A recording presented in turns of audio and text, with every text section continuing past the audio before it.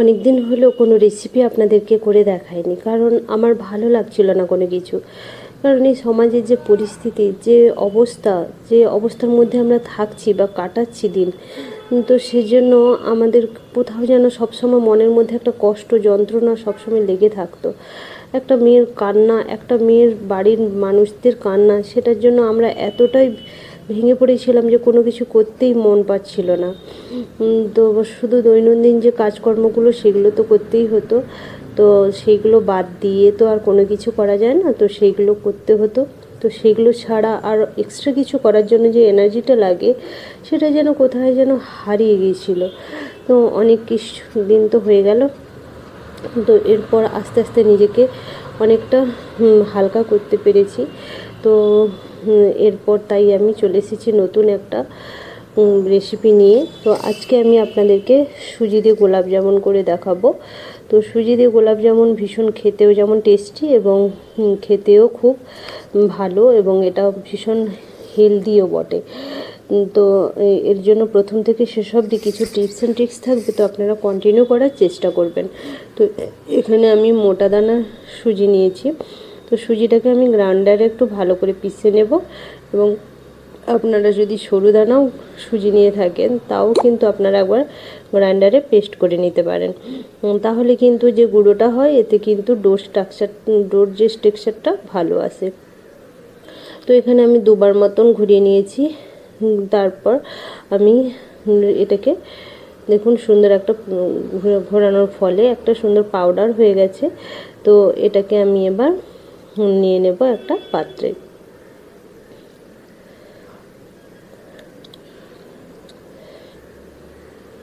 এরপর আমি একটা চিনি সিরাপ বানিয়ে নেব।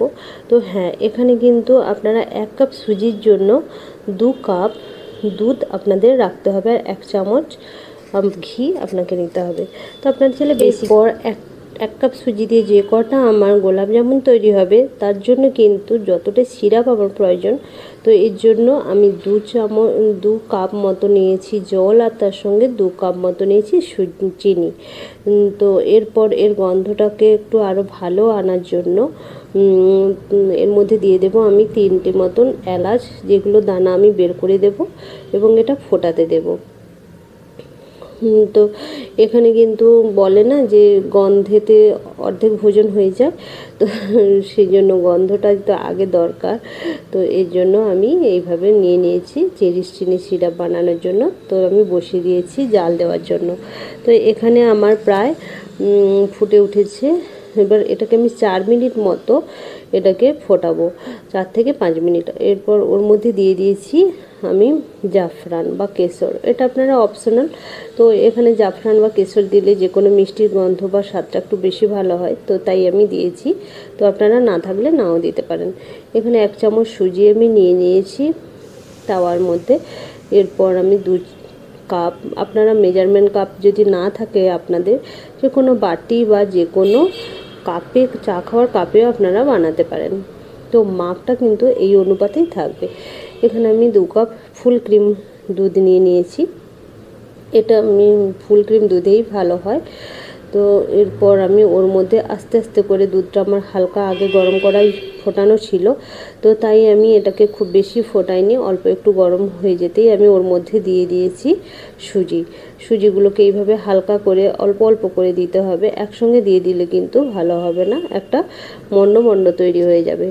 এরপর ওর মধ্যে দিয়ে দিয়েছি আমি এলাচের গুঁড়ো, দিয়ে আমি এটাকে তুলে নামিয়ে নেব একটা পাত্রের মধ্যে। এরপর একটু ভীষণই গরম, তো আমি তাও একটা হালকা করে একটু মাখিয়ে নিয়ে ওটাকে আমি ঢাকা রেখে দেবো কিছু সময়ের জন্য। তারপর আমি ঢাকনা খুলে আমি এটাকে একটু হালকা ঠান্ডা হলে, এরপর খুব বেশি ঠান্ডা যেন না হয়, বেশি ঠান্ডা হলে তখন কিন্তু ডো বানানো খুবই অসম্ভব হয়ে পড়বে। তো এরপর ওর মধ্যে দিয়ে দিয়েছি একটু বেকিং পাউডার অল্প পরিমাণে দিলে কিন্তু এটা একটু ফোলা ফোলা হয় এবং সফট হয়। তো এরপর আমার খুব নরম একটা ডো বানানো হয়ে গেছে, দেখুন। এরপর আমি ডো থেকে অল্প অল্প করে কেটে নিয়ে এইভাবে আমি গোলাপ জামুন বা শেপ আমি দিয়ে দেব। তো আপনারা চাইলে কিন্তু গোল গোল করে গোলাপ জামুনের শেপও দিতে পারেন। তো এখানে আমার এই ডোটা থেকে 1 কাপ সুজি দিয়ে আমরা 19 পিস মতন আমার গোলাপ জামুনের তৈরি হয়ে গেছে। তো এরপর আমি এটাকে ভেজে নেব তাওয়ার মধ্যে। তো আমি এখানে দিয়ে দিয়েছি তেল। তো তেলে আমি অল্প ঘি দিয়েছি, আপনারা শুধু ঘিতেও ভাজতে পারেন, আবার আপনারা শুধু তেল দিয়েও ভাজতে পারেন। তো এখানে আমি একটা দিয়ে প্রথমে দেখে নেব তেলটা আমার গরম হয়েছে কতটা, দেখে নেব। তো এইভাবে লাল লাল করে একটু একটা দিয়ে টেস্ট করে নিয়েছি। তো তেলটা আমার খুব ভালো গরম হয়ে গেছে। এরপর গোলাপ জামুনগুলো কিছু অল্প অল্প করে দিয়ে আমি লাল লাল করে ভালো করে ভেজে নেব।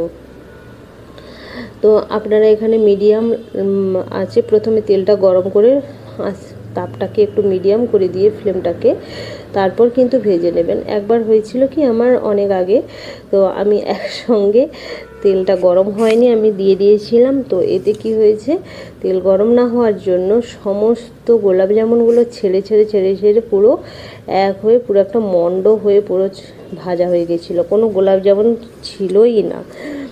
তো সেই ভয়টা আমার ছিল, তাই আমি এইভাবে তেলটা প্রথমে ভালো করে একটু গরম করে নিই, তারপর আমি হালকা তাপে আমি এটাকে একটু ফ্লেমটাকে মিডিয়াম করে দিয়ে আমি এইভাবে গোলাপ জামুনগুলোকে হালকা করে ভেজে নিই। তো এখানে আমার সব গোলাপ জামুন ভাজা হয়ে গেছে। এরপর এটাকে একটু হালকা ঠান্ডা করে আমি এখানে চিনি সিরাপের মধ্যে দিতে থাকবো। দেখুন এখানে প্রায় দেওয়া হয়ে গেছে এবং এটা দেখুন ফুলে একেবারে ডবল হয়ে গেছে। এবং এটা আমি 2 থেকে 4 ঘন্টার জন্য এটাকে জলে এই চিনি সিরাপের মধ্যে ভিজে রাখবো। তারপর ওই গোলাপ জামুনগুলো পুরো জলটা চিনি সিরাপের যে জুসটা ওটা পুরো টেনে নেবে এবং তারপর এটা খুব জুসি একটা টেক্সচার দেবে এবং যেটা মুখে দিলেই কিন্তু পুরো একেবারে মাখনের মতন খেতে লাগবে। তো আমি একটা নিয়ে নিয়েছি, দেখাচ্ছি আপনাদেরকে। তো আমি এটাকে কেটে দেখাবো এর ভেতরটা কত সুন্দর চলে এসছে, কত সুন্দর একটা টেক্সচার এসছে।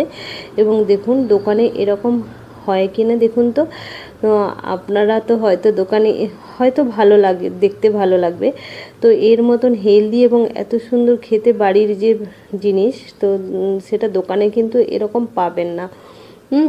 তো আপনারা অবশ্যই কিন্তু এই রেসিপিটা বাড়িতে একবার বানাবেন এবং বানিয়ে আমাকে কমেন্ট করতে কিন্তু ভুলবেন না।